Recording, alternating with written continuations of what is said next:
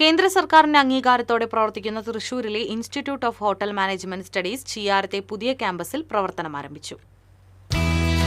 കോവളംപാടം റോഡിലെ പുതിയ IHMS ക്യാമ്പസിന്റെ ഉദ്ഘാടനം കോർപ്പറേഷൻ കൗൺസിലർ പത്മിനി ഷാജി നിർവഹിച്ചു.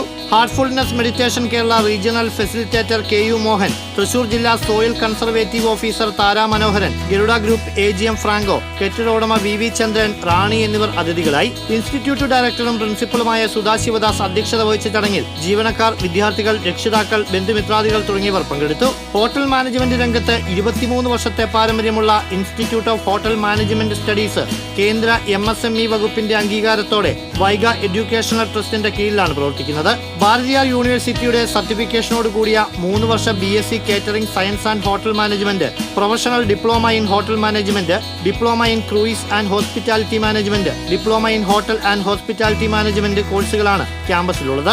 പരിചയസമ്പന്നരായ ഷെഫുകളാണ് 70% പ്രാക്ടിക്കലോട് കൂടിയ ക്ലാസുകൾ നയിക്കുന്നത്. Spoken English and personality development ക്ലാസുകൾ, കേരളത്തിന് പുറത്തുള്ള 5-സ്റ്റാർ ഹോട്ടലുകളിൽ industrial training, part time job, പഠനത്തിന് ശേഷം Europe, Gulf, airport, airlines, cruise ലൈനുകൾ, സ്റ്റാർ ഹോട്ടലുകൾ എന്നിവിടങ്ങളിൽ ജോലി സാധ്യത എന്നിവയെല്ലാമാണ് IHMS ക്യാമ്പസിന്റെ പ്രത്യേകത. SSLC+2 യോഗ്യതയുള്ളവർക്ക് 100% പ്ലേസ്മെന്റോടുകൂടി കോഴ്സുകൾ തിരഞ്ഞെടുക്കാനുള്ള അവസരവും institute of hotel management and studies നൽകുന്നു.